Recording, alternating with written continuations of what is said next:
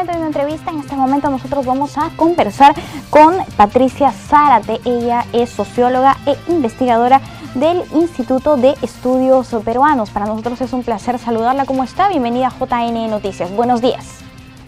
Buenos días, muchas gracias por la invitación, un gusto estar con ustedes. Bien, para que nos comente por favor qué se trata este barómetro de las Américas sobre la democracia, esta importante investigación que se ha hecho en América Latina. Bueno, para empezar muy cortito, el barómetro de las Américas es el proyecto principal que tiene el proyecto de opinión pública en América Latina, la POP, en el continente. Se entrevista a ciudadanos mayores de edad, mayores de 18 años, salvo en algunos países donde la mayoría de edad es un poco menor, pero en general son ciudadanos en edad de votar. Se hace en América Latina, pero también en Canadá y Estados Unidos, así que se tiene una visión de todo el continente. El Barómetro de las Américas tiene 8 rondas, pero Perú comenzó a participar recién desde 2006, así que los resultados sobre los que conversaremos ahora se refieren a la 7ª ronda que se aplicó en el 2019. Listo. ¿Cuáles son los indicadores de este estudio? Bueno, tenemos varios temas. El principal obviamente gira alrededor del apoyo a la democracia y la satisfacción con la democracia, pero también por el otro lado con la afección o no frente a posiciones autoritarias, ya sean militares o civiles, también la legitimidad, que se refiere a la confianza en las instituciones, y el apoyo al sistema. Así también tenemos otros indicadores de comprensión de los temas de políticos, participación política, y en el caso de Perú, temas de corrupción, seguridad ciudadana y unas preguntas muy pocas sobre economía ilícita. Listo, entonces vamos a ver cómo se ha desarrollado este estudio en nuestro país, cuáles son los resultados que se han obtenido. ¿Usted podría comentarnos al respecto? Okay. Si hablamos de satisfacción con la democracia, como vemos en la comparación con todos los países del continente donde se aplicó la encuesta, a más de 31.000 entrevistados, Uruguay aparece casi siempre en el primer lugar, Uruguay, y suele estar Costa Rica. Sin embargo, Perú por lo general aparece en las posiciones más bajas y en la última edición del barómetro está solo encima de Panamá, con un 28% de satisfacción con la democracia. Esta satisfacción con la democracia está muy atada también a la evaluación que hacen las personas de su presidente. Entonces, cuando hay una alta evaluación del presidente, suele haber una mayor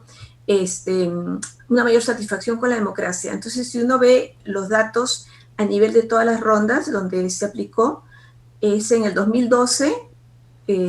2012 es un caso especial porque era menos de un año de que había sido elegido el presidente Humala, entonces todavía estaba en un periodo de gracia, por decirlo de alguna manera, con la población, claro. Y entonces la satisfacción aumenta. Claro, y esa es la diferencia. En este segundo gráfico precisamente estamos viendo cómo en el año 2012 alcanza el pico más alto, entonces usted indica que es porque recién había entrado una nueva gestión al país, es por esa razón que la satisfacción de la democracia es bastante elevada. Sin embargo, vemos que en el 2019 también se ve que es el nivel más bajo, con el 28%. ¿Y qué es lo que ha ocurrido en nuestro país en el 2019 para que se generen estas cifras? Sí, perdón, disculpe, le interrumpí. Adelante. La comparación ideal es entre el 2012 y 2017, porque si bien el 2012 eran como 7 meses después de haber sido elegido el presidente Humala, en el 2017 eran pocos meses también, el mismo periodo que había sido elegido. La misma situación en todo caso. La misma situación. Entonces, aquí el porcentaje de satisfacción es mucho menor y el presidente Kuczynski en realidad no fue la primera opción de la población, ¿no? Fue, entre comillas, se eligió el mal menor, por decirlo de alguna manera, y la satisfacción es baja. Si uno ve entre 2017 y 2019, aprovecho que el jurado me da un poquito más de tiempo que otras entrevistas, para que ustedes vean en el gráfico esas barritas más oscuras que hay y una bola blanca al centro. Sí. Eso significa que el porcentaje que ha salido en la encuesta está en esa bolita. ¿ya? Entonces, era casi 31% en el 2017, 28% en el 2019, pero el intervalo que hay, eso nos dice que ese valor se mueve en ese intervalo, o sea que puede ser, estadísticamente podemos decir que son valores similares. Entonces 2017 y 2019, digamos que son valores similares, y lo que encontramos es que la gente está cada vez menos satisfecha con la democracia, porque si vemos los otros años, 2006, 2008, 2010, todos en realidad son valores que están por encima de los valores de 2017 y 2019, lo cual nos parece preocupante. En ese sentido podemos decir que en el Perú la satisfacción con la democracia ha disminuido y Sí. definitivamente esto tiene algunas consecuencias. ¿Cuáles son? Bueno, consecuencias es que la gente no necesariamente va a apoyar tanto al sistema, va a tener una mayor o no va a vencer esa afección que tiene a los gobiernos de mano dura. O sea, la gente está menos satisfecha con la democracia porque no se solucionan los problemas y entiende o cree que los problemas se solucionarían si hubiera alguien que dijera hay que hacer esto y no hubiera discusión. O sea, que no hubiera un diálogo, que no hubiera tolerancia, que no hubiera una serie de valores que están asociados a la democracia y a la política. La gente cree que la política es mala, cuando en realidad en la política hay mucha discusión y entonces las personas piensan que es habladuría. No es habladuría, es ponerse de acuerdo, es enfrentarse, pero cívicamente, ¿no? O sea, ya no entramos en guerras, pero sí tenemos temas políticos que tratar. Y la idea es Definitivamente. esa, ¿no? Que Sí. la política sirva como ese espacio de discusión y uno no se vaya a las posiciones autoritarias. Y en nuestro No país sé si... existen tres poderes, el ejecutivo, el legislativo y el de justicia. En ese sentido, también debería haber un equilibrio entre los poderes. Sin embargo, en el siguiente gráfico que ya tenemos en pantalla, podemos observar cómo las personas tienen cierta tolerancia al cierre del Congreso en nuestro país en mayor medida. Coméntenos al respecto.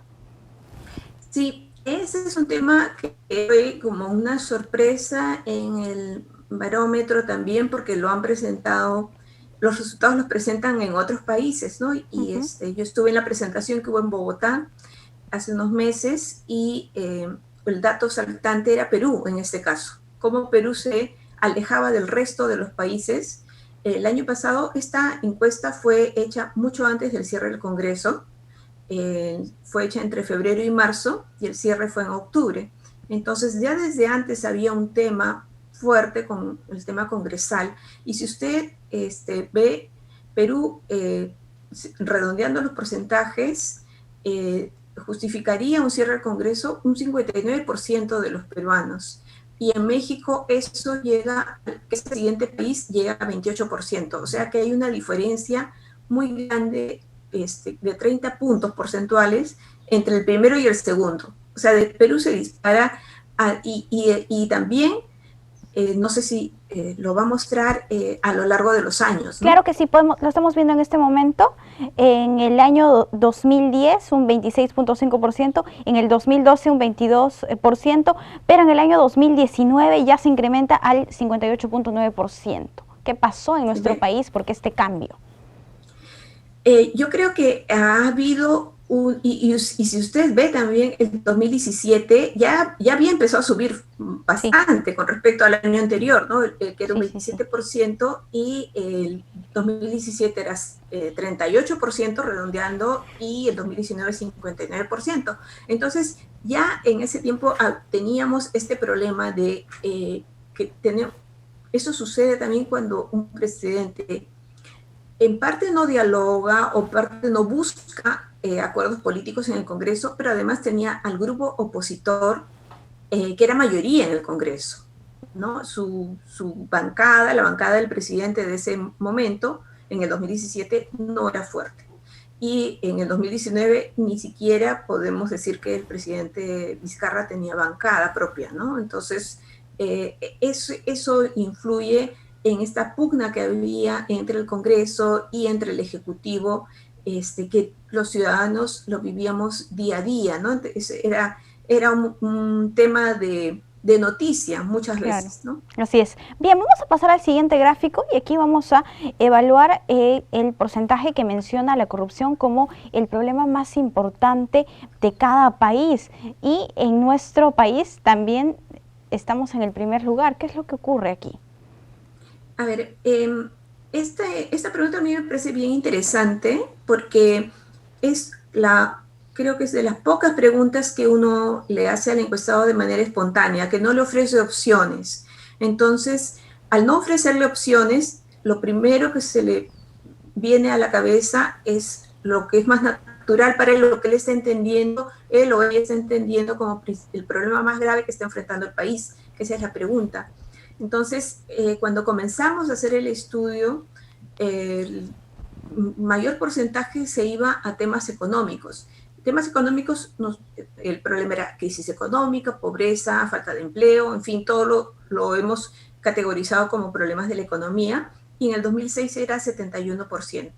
Ya esto va disminuyendo como problema, sigue siendo el principal problema de la economía hasta el 2012, pero en el 2014 lo que aparece de manera muy fuerte es la inseguridad. Y cuando en el 2017 hicimos la encuesta, ya se había hablado, ya estaba al descubierto toda la trama del Lavallato, y entonces ahí ya la corrupción gana mucha importancia. Es el segundo problema, pero muy de cerca con la seguridad, ¿no? Seguridad era 30%, corrupción 27%.